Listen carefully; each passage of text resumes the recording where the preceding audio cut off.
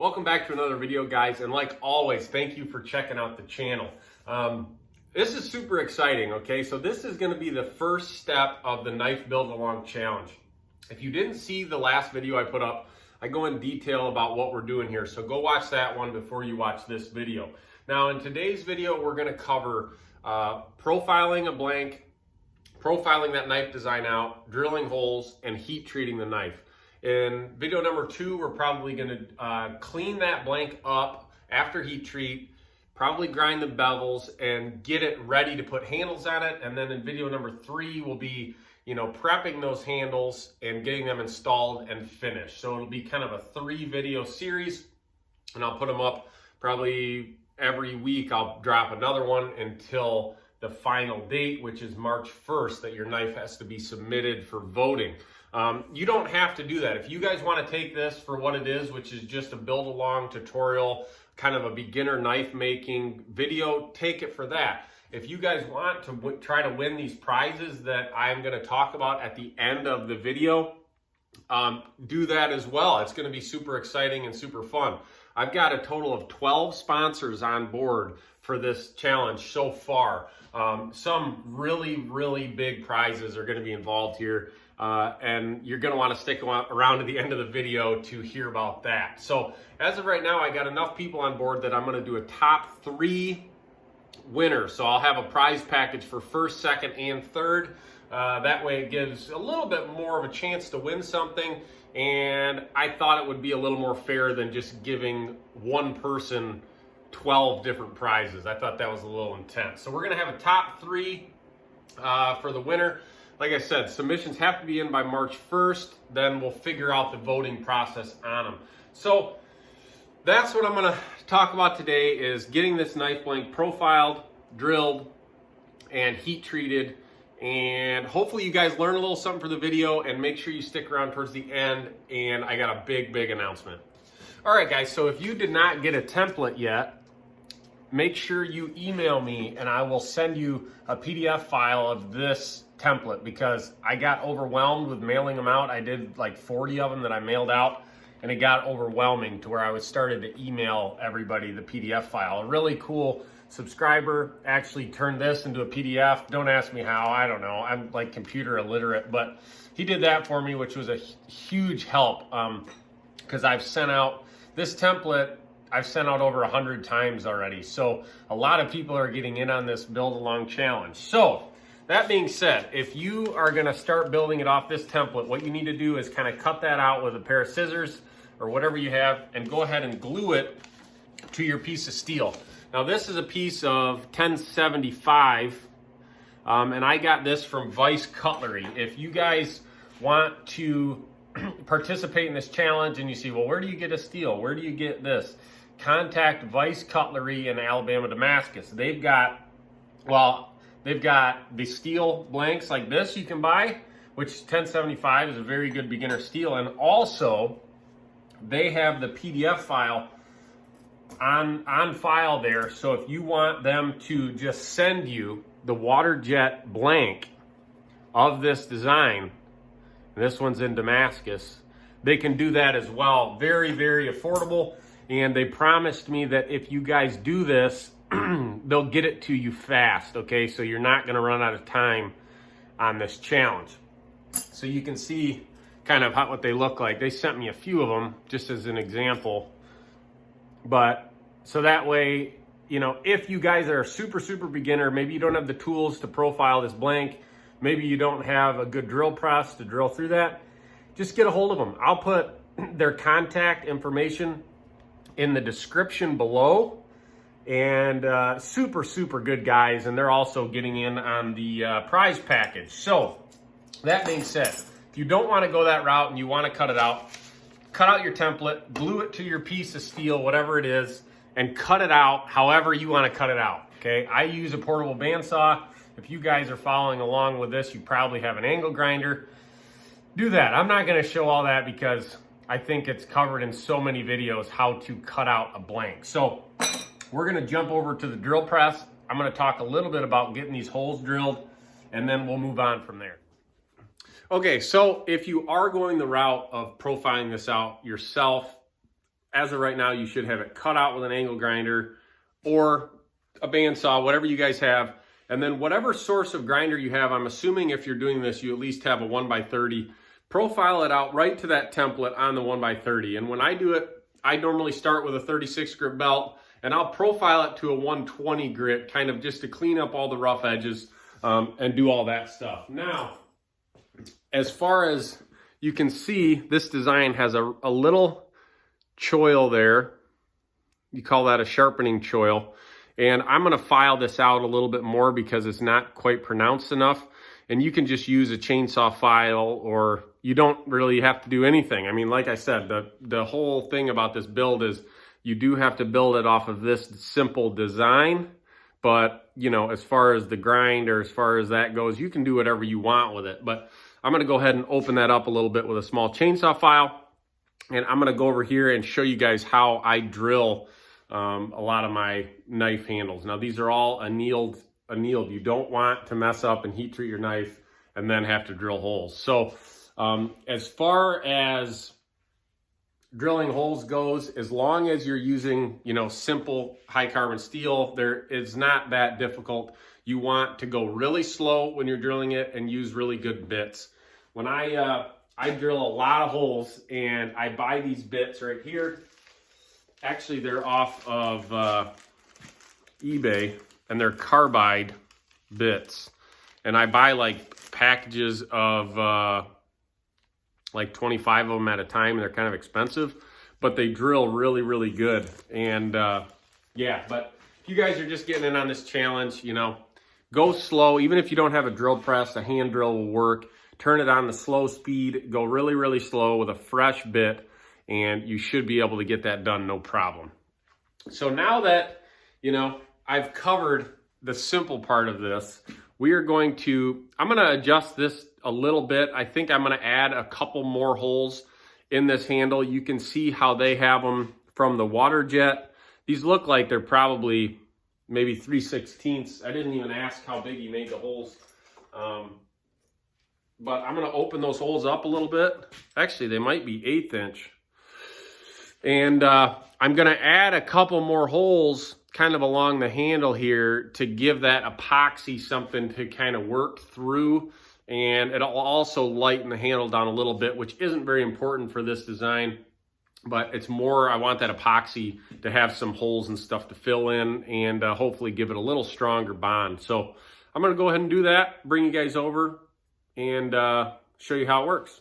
So a lot of times when you go to drill a hole in steel, the bit wants to wander a little bit when you go to drill it. So I just take one of these little punches, and wherever you want to drill your hole, and if you don't have any pinholes, make sure you're measuring and making sure they're centered. But just for example here, I'm going to put another hole right here. And that way, it gives you a little indent right there, see? To where your drill bit has a good spot to enter, and it won't wander all around when you go to drill these holes.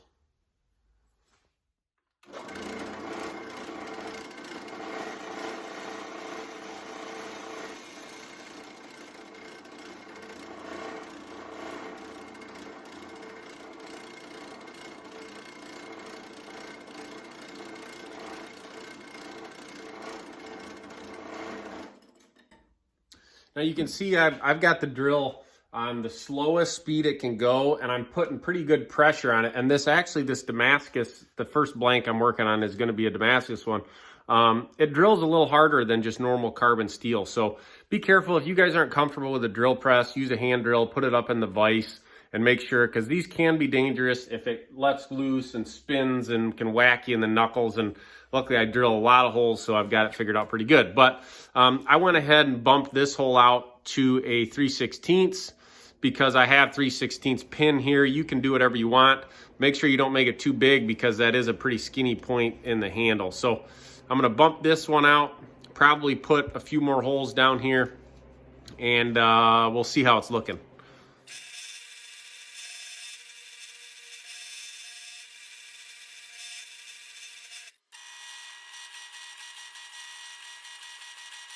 And there you have it. So I use one of those little countersink bits, just the cheap ones, just to clean those holes up a little bit. That's why I have two drill presses. One has the main drilling, one just has one of those countersink bits in it all the time. So there you have it. Holes are all drilled there, and it's looking pretty good. So you can see when you get these from WaterJet, it leaves a little tab on it right there from where they were kind of in that bigger billet that they're cut out from. They have to have a little tab to hang on to. So I'm probably going to, I'm just going to leave that actually for heat treat. I'll take it off after heat treat, but I'm going to jump over to the vise and I'm going to add a little bit of file work to this, and I'll kind of show you guys my process of doing that. All right, so now I know what you're thinking. Matt, you're making one out of Damascus. That's not a beginner type thing. And what's kind of cool about this Damascus, which is from Vice Cutlery, Alabama Damascus, it heat treats and works almost identical to a simple high carbon steel, a 1075 or 1084 or whatever. So that's kind of why I'm using this today, is to show you guys how simple it is to start making Damascus knives when you use that type of Damascus. Now, I've talked about it in other videos that there is some Damascus that is a little bit more technical and tricky to work with, but this is very, very simple. If you want, like I said, you can call them and they will send you a Damascus version of this, or one in 1075, or they carry a couple different steels. So if you wanted to test out some Damascus and mess with it, now's a super good chance to do it, because I'm going to kind of show you the process of doing it in Damascus, because I mean, he sent me a couple of them, and why not? It's going to be cool, you know. So the only difference with doing the Damascus is when you heat treat it, it tends to warp a little bit more, which I'm going to talk about that when we go to heat treat it.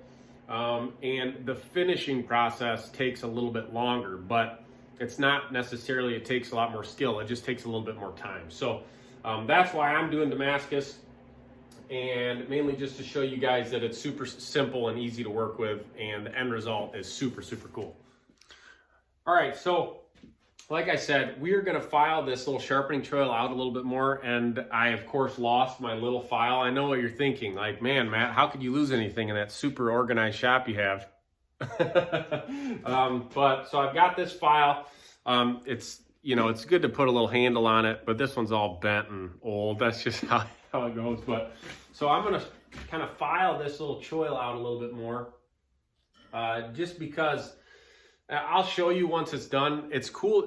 It's nice when you go to sharpen your knife that you have a permanent little stopping point to where you know you're going to stop sharpening. I add these to all my knives basically just for that reasoning, and they look kind of cool. But we're going to file this in.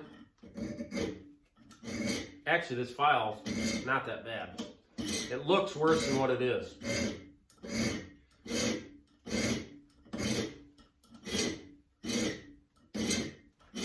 And I'm not going to go crazy with it because it is such a small knife, but just a few passes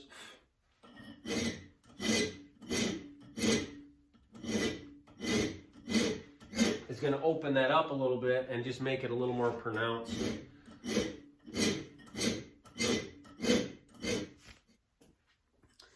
So there you can see kind of what I did. I just added it, made it a little bigger compared to this, so you can see the difference.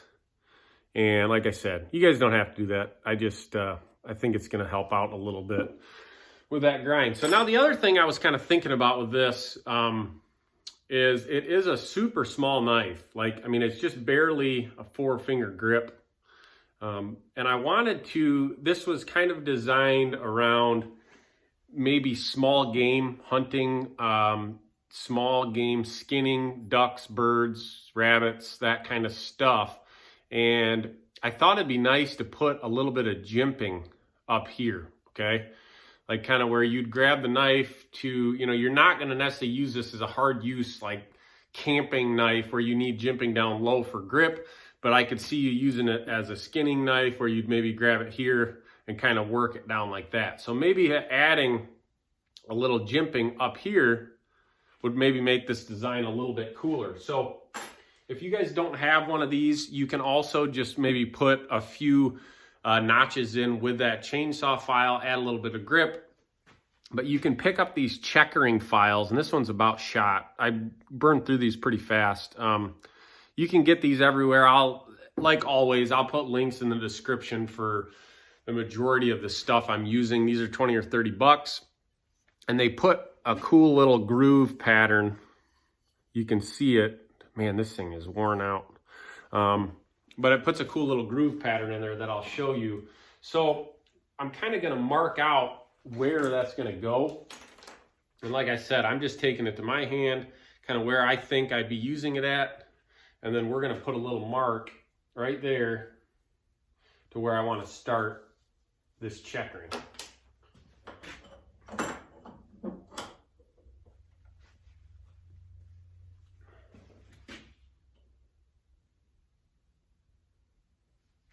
So when I use these files, I kind of set it down and I start at a little bit of an angle. You guys can kind of see what I'm doing. And I put it in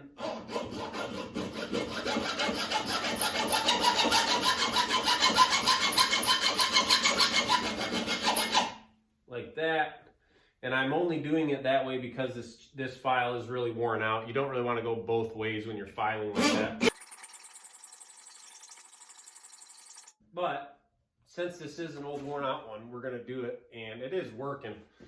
But remind me to order a new one of these. So here, I'll show you really quick kind of what it's looking like, and I won't bore you with the whole process. You can see it just puts little grooves perfectly evenly spaced there. And that's going to give me just a little bit more grip with that finger that I think it's going to help out a lot.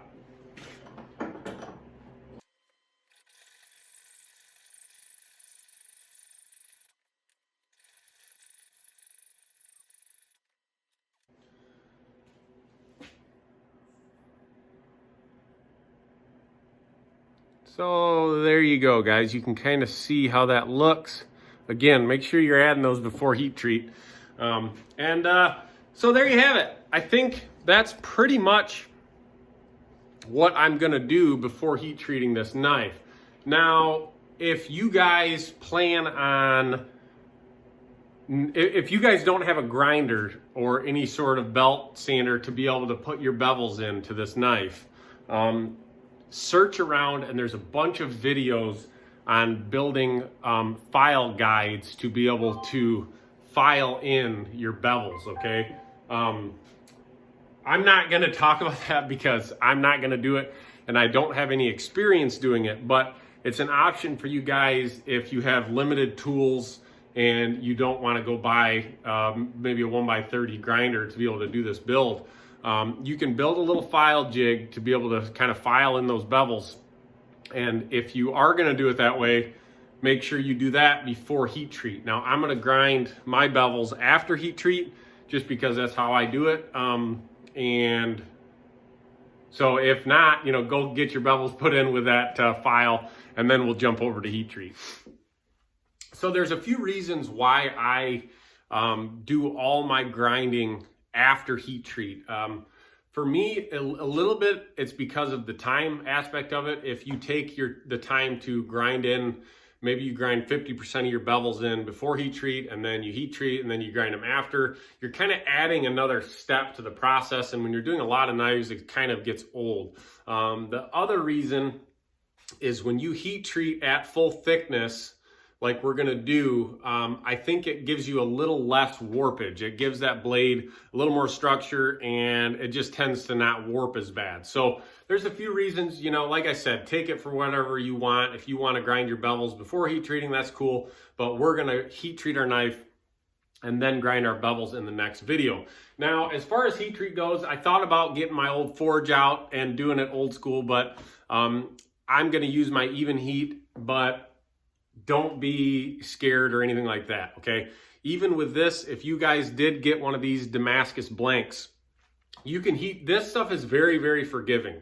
You can heat treat this with a little forge, which you can pick up for, I think they're around 100 bucks, 150 bucks, or you could build a little, one of those little gas torch forges with a couple maybe fire bricks for probably 30 bucks if you wanted to go that route. So there is a lot of budget ways to do this. And you can buy a gallon of canola oil to quench in. That way, you know, you're keeping everything super cheap. Now, I'm going to be using the Even Heat, and I'm going to be using Parks 50 quench oil. But that's just because I've gotten to where I realize how much better using all this stuff is on the level that I'm kind of producing knives. So again, take that for what it is. If you guys want to pause the video right here and go look up the DIY heat treating, cheap heat treating, whatever, you know, you can do it, and don't let it discourage you from this process. Okay, you guys can get it done. So I'm going to kick on the Even Heat. And like I said, this stuff heat treats very, very easy. I run the same cycle for my 1095 and that stuff as this. So I think it's about 1500 degrees that we're going to kick this thing up to. And then we'll go ahead and get it quenched, get it tempered, and then that'll do it for this video. But like I said, I'm going to talk about the sponsors here in a little bit. Okay, so I'm turning on the Even Heat. If you guys are just beginner knife makers, I know it's hard to justify buying one of these. But if you plan on making knives and, you know, selling any of them and, you know, maybe turning it into a little side hustle, this would almost be the #1 tool I would recommend you guys get. Now, this is the LB 22.5 with the tap controller. So you can see here probably, well, you can kind of see it's got a touch screen on it, and then you can program in all of your heat treating schedules, whatever you want to do. So I have them set up for stainless. I have them set up for 1095, 80 CRV2, all the steels I use all the time. And that way it literally, so we're going to run the, let me show you real quick, this cycle, and it basically tells you, it just kicked on.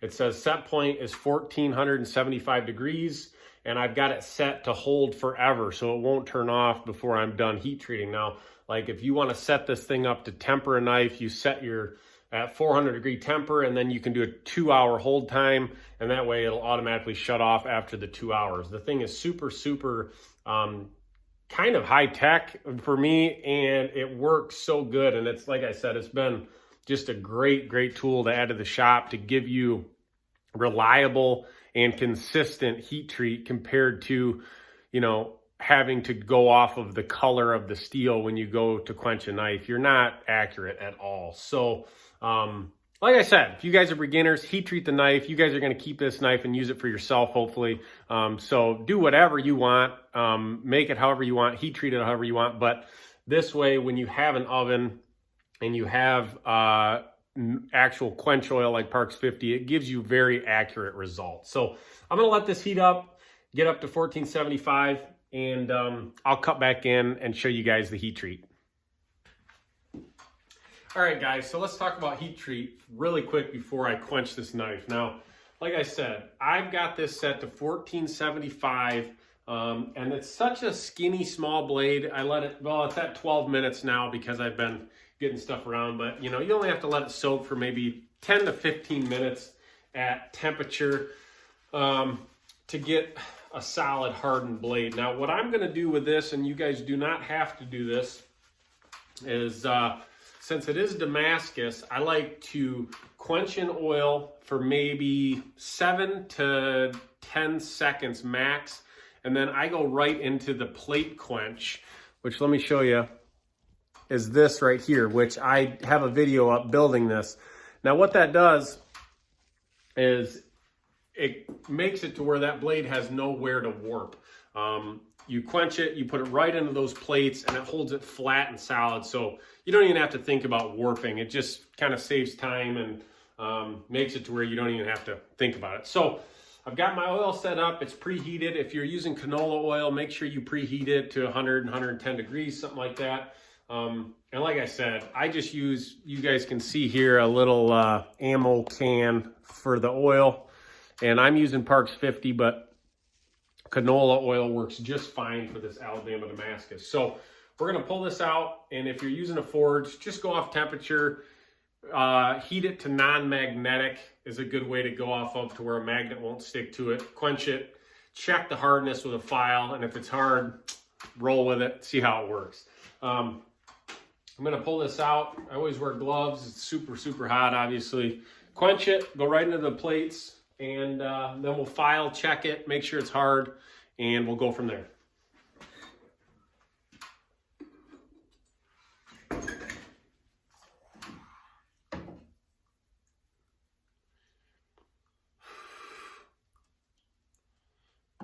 Right into the plates, and sorry you guys can't really see that,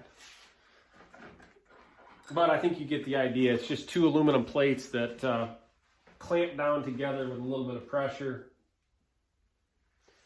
and I use those for heat treating stainless, but I also have found that doing Damascus with them has been super, super good. So I'm gonna let this cool for a minute, and I'll check back in, make sure it's hard, and we'll go into the temper cycle.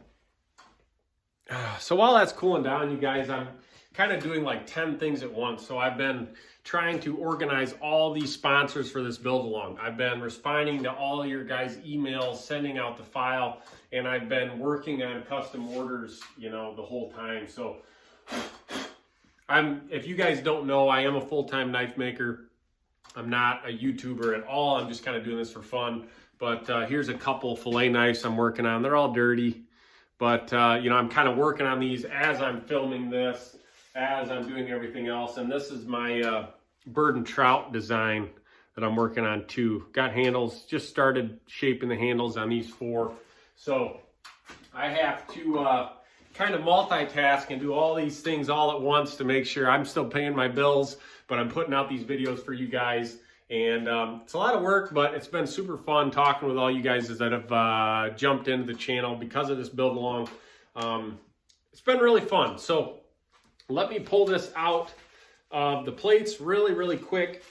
Make sure it's cooled off enough. And I don't know why I always wear gloves for this, just because, you know, you don't want to burn your fingers. And I've done it so many times. So let's check my theory here on the plates. This is such a small little knife, I gotta believe it would warp pretty easily, but this one did pick up a little warp still. Look, it's got, look at that, it turned into a banana. See, so even me doing this all the time still runs into problems. So we'll fix that with a little shim temper probably, but let me see, it is cooled off. What I always do afterwards, without getting too technical, is you just take a nice new file and put it on the edge, and you can see that that file does not stick to that edge. Now let me show you, compared to a non-hardened piece, you can see how it sticks and digs in. Okay, so you know you have a hard blade after that. So I'm gonna go ahead and shim temper this to fix that little warp. You know, it's amazing. Knife making, it just never, you always learn something, and weird stuff happens all the time. It's just about figuring out how to fix all those weird things that happen. So I'm gonna turn the even heat down to 400 for my temper. What I'm gonna do is run 2 2-hour temper cycles on this blade at 400 degrees, which will bring down that hardness to where it'll make it a usable blade. If you tried to use it right now, it would break really easily. So tempering it down makes it to where that edge is still really hard, but it's got some toughness, and you're not gonna break that knife. So if you don't have the even heat, just throw it in your oven in the house, or get a little, whatever you call those, whatever you call those other little ovens that I use for Kydex. You guys, I got too much stuff going on. That's all there is to it. So I'm gonna bring you guys over here, and I'm gonna talk about these sponsors really quick, because that's probably why you guys hung out and watched the video this long. And yeah, but so far this design's pretty cool. Drop a comment below. Let me know what you guys think of this little design. I think it's actually gonna be a pretty cool little knife to have on you. All right, so sorry about that clicking. That's that even heat kicking on and off to fluctuate temperature. But So I wanted to talk to you guys about the sponsors and talk to you guys just about this whole thing a little bit. Now, let me clarify something, okay? This build has turned into something way bigger than what it started as, okay? I thought it was gonna be a few of you guys were gonna jump on, build this knife along with me. At the end of this, somebody would win, you know, maybe 50 bucks worth of prizes, okay? So it's really turned into something huge, which is awesome. I'm really, really happy it has, because it's going to, get some people out of their house, out building a knife, which is what I wanted to do. And also the prizes are, you know, big enough to where it could change somebody's life. Maybe it's somebody that couldn't afford a grinder that's really good and they win a grinder and they start maybe their own knife business because of this. I don't know. I think that's really cool. But I've had a few people not at all rudely say anything to me, but give me this spiel about this not being fair. And I have a hard time, you know, kind of understanding where they're coming from, saying, well, I'm a beginner, and how is it fair that these good, you know, these better knife makers are competing against me? And, you know, I don't know how to answer that question. I feel like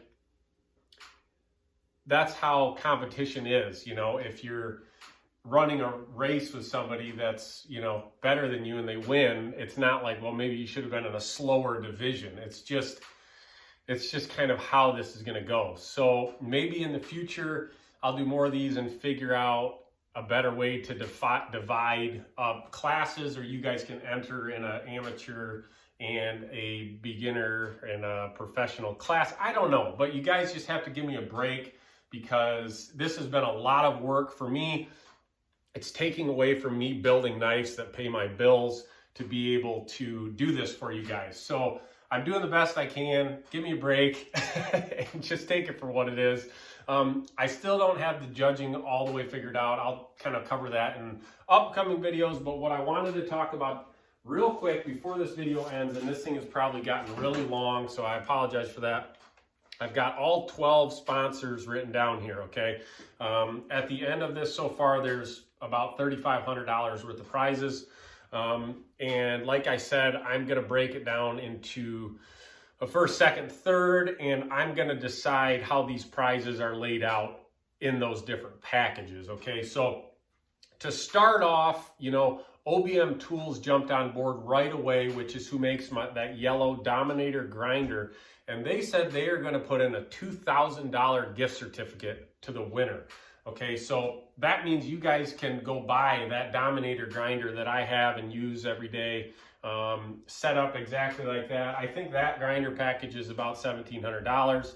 So you could buy that and a small wheel attachment or whatever with that gift certificate, which is huge. I mean, like I said, I think that's incredible that they decided to do that. I also, the company that makes the TX grinder, Beaumont Metalworks, they jumped on board with a $500 gift certificate towards anything on their website as well, which is, again, just a huge thing for them to do. I can't believe it really, but it's really, really, really cool that they're willing to do that. So I think that's going to be in the second place category, but I still haven't decided how I'm going to divide all those things up. Now, I just want to touch on all these sponsors really quick. The company that makes this hoodie is called Brunt Workwear. They make a bunch of really cool kind of work clothes, pants, hoodies, shirts, and boots. And you guys see almost every one of my YouTube videos, I'm wearing this hoodie, and it's incredible. Like, I mean, I haven't burnt holes in it. It's not like a gimmick. It really is good quality workwear.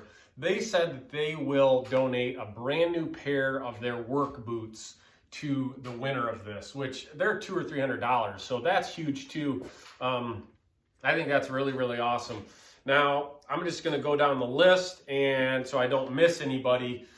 So far, Red Label Abrasives, which is who I use for all of my belts and stuff like that, they are going to donate a belt package and a swag package to the winner. And basically, you're going to have to reach out to them if you win and tell them what size belts you want to do. Probably 2x72 to go with your new grinder. Axe Wax, which is these guys right here. They make wax that seals your knife, keeps it from rusting, seals handles. They're a really cool small company and they make a really good product. They are pitching in, I believe, a tin or two of their Axe Wax and a little swag package, which is really cool. Maker Materials Supply, which if you guys are makers, you probably have used them before. They sell handle material and just a ton of stuff. That's where I get my True Stone from. This stuff that you guys have seen me do inlays with, really, really cool stuff. They are sending a package of scales, supposedly, something like that.